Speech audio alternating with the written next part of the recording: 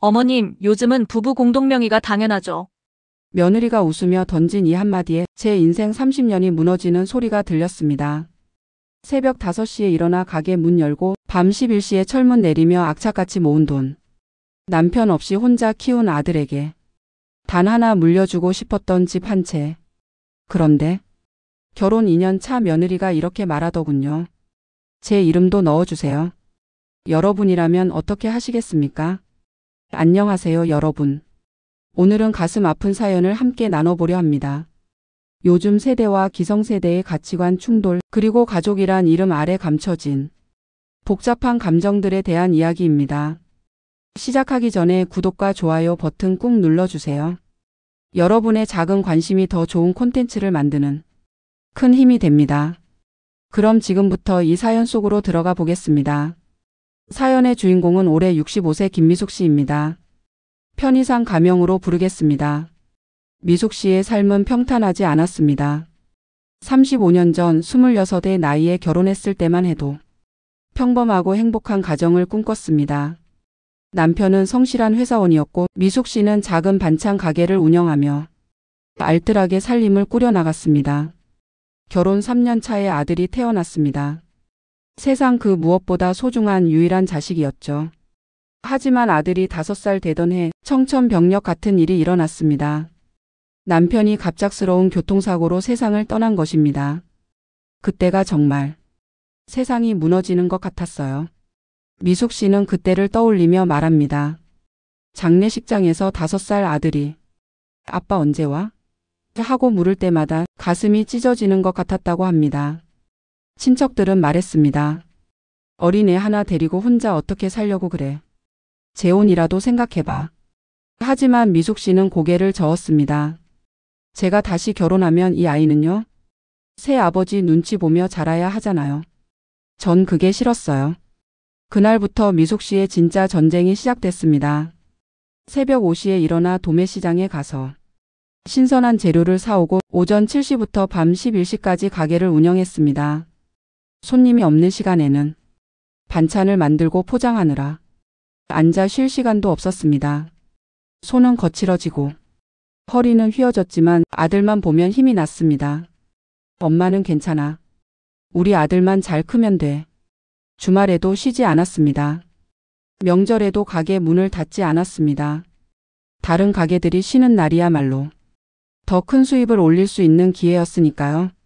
아들의 학원비, 급식비, 교복비 한 푼 한 푼이 소중했습니다. 그렇게 20년을 달려왔습니다.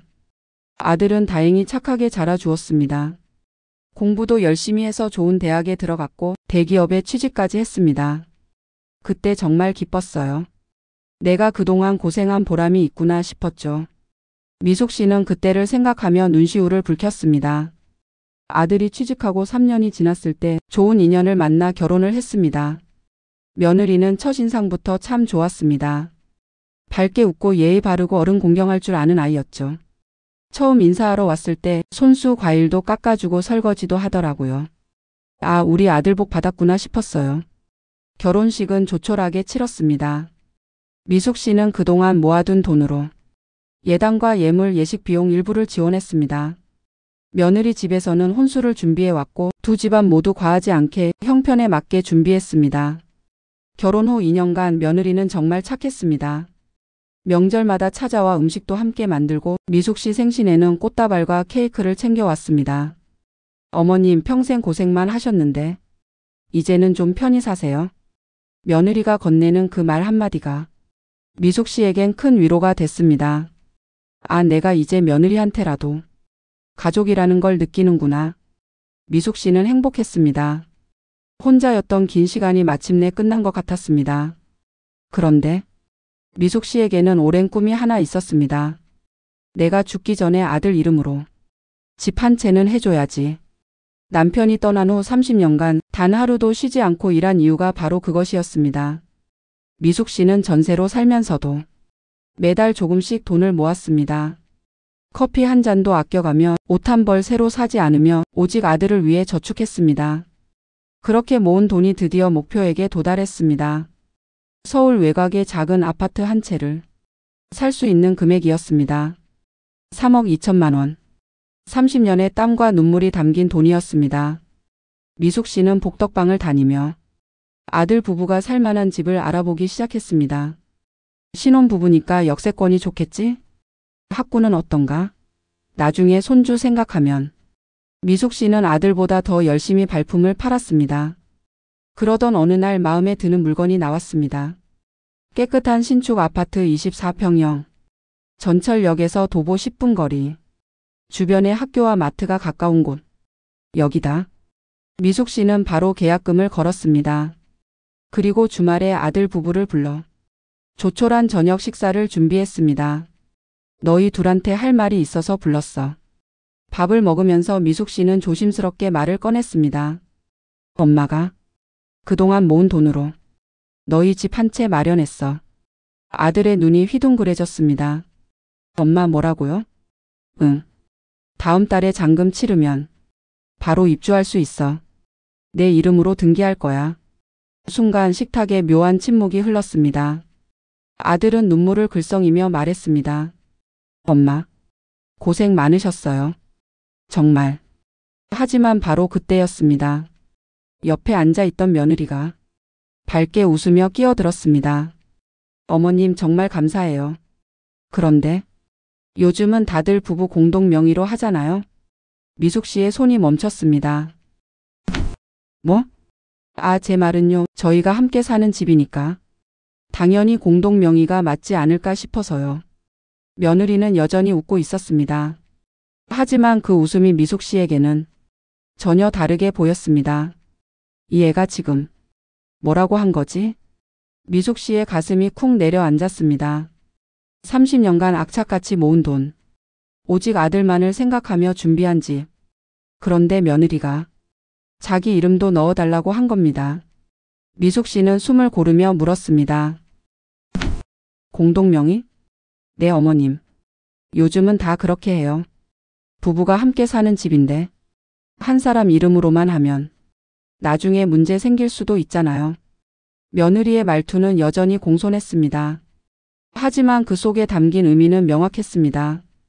이 집에 제 이름도 넣어주세요. 미숙 씨는 말없이 며느리를 바라봤습니다. 2년간 착하다고 생각했던 그 얼굴이 갑자기 낯설게 느껴졌습니다. 그건 내가 아들한테 주는 거야. 미숙 씨는 조심스럽게 말했습니다. 물론 너도 거기서 같이 살겠지. 하지만 이건 엄마가 아들한테 물려주는 거라고. 며느리의 얼굴이 미묘하게 굳었습니다. 어머님, 저도 그 집에서 사는데요. 그래 알아. 그래도 이건 내 아들 이름으로 할 거야. 왜요? 며느리의 목소리에 날이 섰습니다. 어머님은 제가 며느리라서 믿을 수 없으신 거예요? 그런 게 아니라 요즘 세상이 어떤 세상인데 아직도 그런 생각을 하세요? 저도 직장 다니면서 생활비 반반씩 내고 있잖아요. 며느리는 점점 목소리를 높였습니다. 옆에서 아들이 당황하며 말했습니다. 여보, 엄마 말씀도 일리가. 오빠는 왜 맨날 어머니 편만 들어? 식탁의 분위기가 급격히 냉각됐습니다. 미숙 씨는 더 이상 말을 잇지 못했습니다. 그날 저녁 식사는 그렇게 어색하게 끝이 났습니다. 그날 밤 미숙 씨는 잠을 이룰 수 없었습니다. 며느리의 말이 계속 머릿속을 맴돌았습니다. 요즘 세상이 어떤 세상인데? 미숙 씨는 자신에게 물었습니다. 내가 너무 옛날 사람인가? 요즘은 정말 다 공동 명의로 하나? 다음 날 미숙 씨는 가게 단골 손님들에게 넌지시 물어봤습니다. 요즘 젊은 사람들 집 살 때 다 공동 명의로 한대요. 60대 단골 아주머니가 말했습니다. 맞아요. 우리 딸도 작년에 집 샀는데 공동 명의로 했어요. 요즘은 다 그렇게 한대요. 50대 손님도 거들었습니다. 저희 며느리도 그러더라고요. 남편 이름으로만 하면 나중에 재산 분할할 때 복잡하다면서요. 미숙 씨는 혼란스러웠습니다. 그럼 내가 잘못 생각한 건가? 하지만 뭔가 석연치 않았습니다. 미숙 씨가 준비한 돈은 순전히 자신이 30년간 모은 돈입니다. 며느리가 한 푼도 보탠 것이 없습니다. 아들조차 직접 돈을 모은 게 아니라 어머니가 준비해 준 것입니다. 그런데 왜 며느리 이름이 들어가야 하지? 미숙 씨의 생각은 이랬습니다. 만약 며느리와 아들이 함께 돈을 모아서 집을 샀다면 당연히 공동 명의가 맞습니다.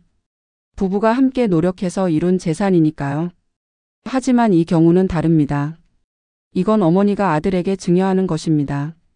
며느리도 그 집에서 함께 살지만 그건 아들의 배우자이기 때문이지 며느리 개인에게 준 것이 아닙니다. 만약에 말이야. 미숙 씨는 생각하고 싶지 않은 최악의 상황을 떠올렸습니다. 둘이 헤어지면 어떡하지? 결혼 2년 차? 아직 신혼이라 할 수 있는 시기지만 요즘 이혼율이 얼마나 높습니까? 혹시라도 헤어지게 된다면 공동 명의로 된 집은 절반을 나눠야 합니다. 30년간 모은 돈의 절반이 며느리에게 가는 겁니다.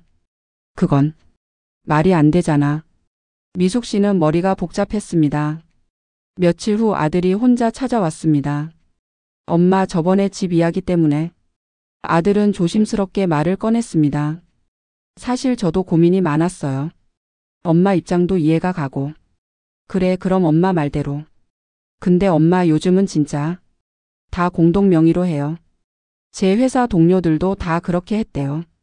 아들도 며느리 편이었습니다. 와이프 말도 일리가 있어요. 우리 둘이 함께 사는 집인데 제 이름으로만 하면 와이프가 서운해할 수 있잖아요. 미숙 씨는 말문이 막혔습니다. 서운하다고? 공짜로 얻은 집에 자기 이름까지 넣어달라는 게 서운한 일인가요? 미숙 씨는 참았던 말을 꺼냈습니다. 아들아, 엄마가 30년을 어떻게 살았는지 알지? 알죠, 엄마. 새벽부터 밤까지 일하면서 손 한 번 제대로 못 쉬고 아픈데도 병원 한 번 못 가면서 모은 돈이야. 미숙 씨의 목소리가 떨렸습니다. 이건 내 아빠가 못 해준 걸 엄마가 대신 해주는 거야. 내 아빠가 살아 계셨으면 너한테 물려줬을 거 아니야? 그건 그렇죠. 그럼 이건 너한테 주는 거야. 며느리한테 주는 게 아니라고. 아들은 난처한 표정을 지었습니다. 엄마, 그렇게 따지면 와이프 기분이 나쁘잖아요. 기분? 미숙 씨는 목소리를 높였습니다. 엄마 기분은 어떤데? 30년 동안 개처럼 일한 엄마 기분은? 아들은 아무 말도 하지 못했습니다. 그날 아들은 아무런 대답도 못하고 돌아갔습니다. 그 후로 며칠간 며느리에게서 연락이 끊겼습니다. 평소에는 매일 안부 문자를 보내던 며느리였는데 갑자기 연락이 없었습니다. 미숙 씨는 불안했습니다. 내가 너무 심하게 말한 건가? 그래도 사실이 그렇잖아. 일주일 후 아들이 다시 찾아왔습니다. 이번에는 며느리도 함께였습니다. 며느리의 표정은 이전과 달랐습니다. 더 이상 밝게 웃지 않았습니다. 어머님. 며느리가 먼저 입을 열었습니다.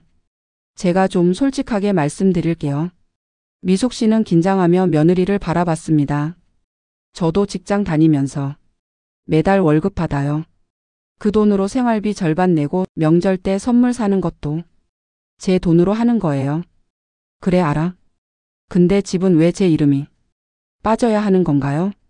며느리의 목소리에 힘이 들어갔습니다. 저는 그냥 얹혀 사는 사람인가요? 남의 집에 새 얻어 사는 사람처럼요? 그런 뜻이 아니라 어머님은 제가 나중에 오빠랑 헤어질까봐 그러시는 거 아니에요? 며느리는 전곡을 찔렀습니다. 저를 믿지 못하시는 거잖아요. 결혼한 지 2년 됐는데 아직도 저는 남인가요? 미숙 씨는 할 말을 잃었습니다. 사실이었습니다. 완전히 믿지 못하는 게 사실이었습니다. 하지만 그게 잘못된 건가요? 너도 이해해줘. 엄마 입장에서는 전 이해 못하겠어요. 며느리가 단호하게 말했습니다. 어머님이 평생 고생하신 건 알아요. 그것까지 무시하는 게 아니에요. 근데 어머님, 저도 제 인생이 있어요. 저도 부모님이 계세요. 저희 엄마도 평생 일하시면서 저 키우셨어요. 근데 시집 와서까지 이런 취급 받아야 하나요? 며느리의 눈에 눈물이 고였습니다. 공동명의 해달라는 게 그렇게 큰 욕심인가요? 옆에 있던 아들이 어머니를 바라보며 말했습니다. 엄마, 와이프 말도 들어봐요. 요즘은 정말 다 그렇게 해요. 미숙 씨는 두 사람을 번갈아 보았습니다. 자신이 평생을 바쳐 키운 아들이 이제는 며느리 편에 서 있었습니다. 그 순간 미숙 씨는 깨달았습니다. 아들은 이제 내 아들이 아니구나. 며느리의 남편이 된 거구나. 그날 밤 미숙 씨는 혼자 오래 생각했습니다. 며느리의 말이 틀린 건 아니었습니다. 요즘 시대에는 부부가 평등한 관계를 추구합니다.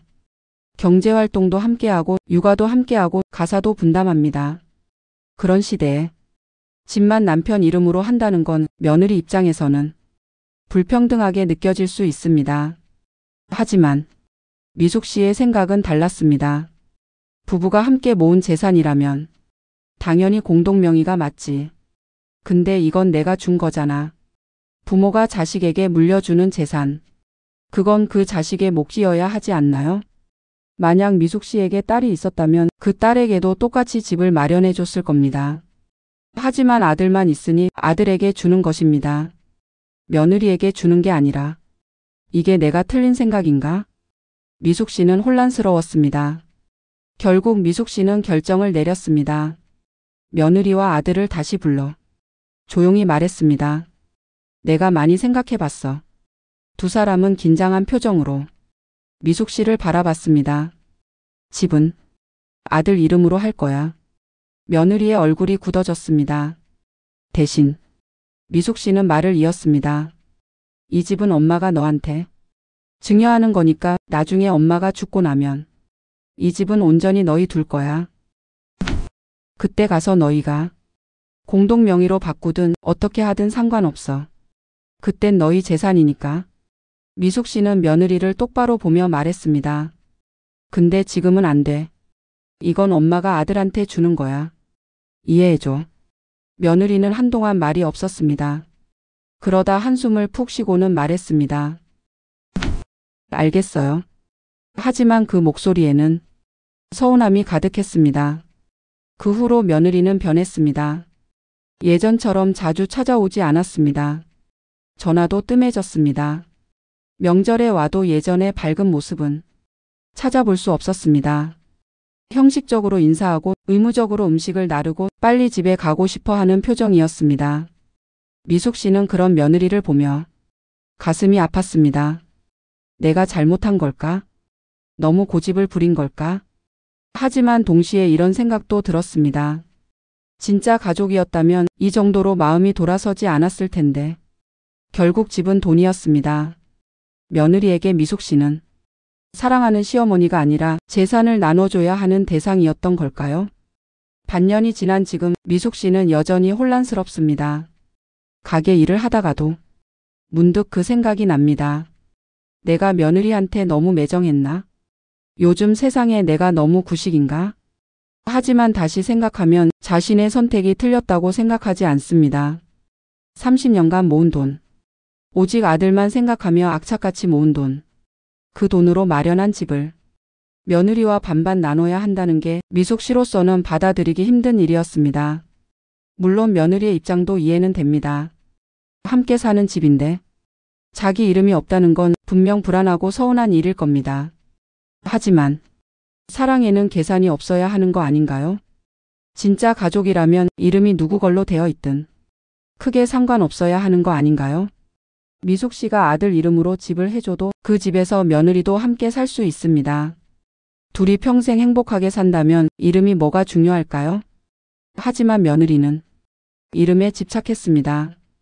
법적으로 자기 것이라는 보장을 원했습니다. 그게 미숙 씨에게는 진심이 아니구나라고 느껴졌던 겁니다. 여러분, 이 사연을 들으시면서 어떤 생각이 드셨나요? 누구의 입장이 더 이해가 가시나요? 시어머니의 입장이 이해가 되시나요? 아니면 며느리의 입장이 더 타당하다고 느끼시나요? 댓글로 여러분의 의견을 편하게 남겨주세요. 이 문제는 사실 정답이 없습니다. 세대마다 사람마다 생각이 다를 수밖에 없는 문제입니다. 기성세대에게는 부모가 자식에게 물려주는 재산은 그 자식의 고유한 몫이라는 생각이 깊이 박혀 있습니다. 하지만 요즘 젊은 세대에게는 부부가 평등한 관계이고 함께 사는 집은 당연히 공동 소유여야 한다는 생각이 자연스럽습니다. 둘 다 틀린 생각은 아닙니다. 다만 시대가 변하면서 가치관이 달라진 것뿐입니다. 중요한 건 서로를 이해하려는 노력이 아닐까요? 시어머니는 며느리의 불안감을 조금 더 헤아려주고 며느리는 시어머니가 평생을 바쳐 마련한 돈이라는 것을 조금 더 존중해 주는 것. 그런 상호 존중이 있었다면 이런 갈등까지는 가지 않았을지도 모릅니다. 물론 쉬운 일은 아닙니다. 돈 문제는 언제나 민감하고 특히 가족 간의 돈 문제는 더욱 복잡하게 얽혀 있으니까요. 하지만 그럴수록 솔직하게 대화하고 서로의 입장을 이해하려는 노력이 필요합니다. 이 사연의 시어머니께서는 지금도 매일 고민하고 계십니다. 내가 잘한 걸까? 며느리와의 관계는 어떻게 회복할 수 있을까? 그리고 며느리 역시 마음이 편치 않을 겁니다. 공짜로 집을 얻었지만 시어머니와의 관계는 멀어졌으니까요. 이 두 사람이 다시 예전처럼 편한 관계로 돌아갈 수 있을까요? 그건 앞으로의 시간이 증명해 줄 것 같습니다.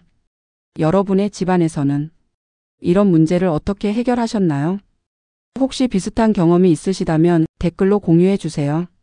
서로의 경험을 나누다 보면 더 좋은 해결책을 찾을 수 있을지도 모릅니다. 오늘 영상이 도움이 되셨다면 구독과 좋아요, 알림 설정 부탁드립니다. 여러분의 관심이 더 많은 분들께 이야기를 전할 수 있는 힘이 됩니다. 다음에도 더 좋은 이야기로 찾아뵙겠습니다. 시청해 주셔서 감사합니다.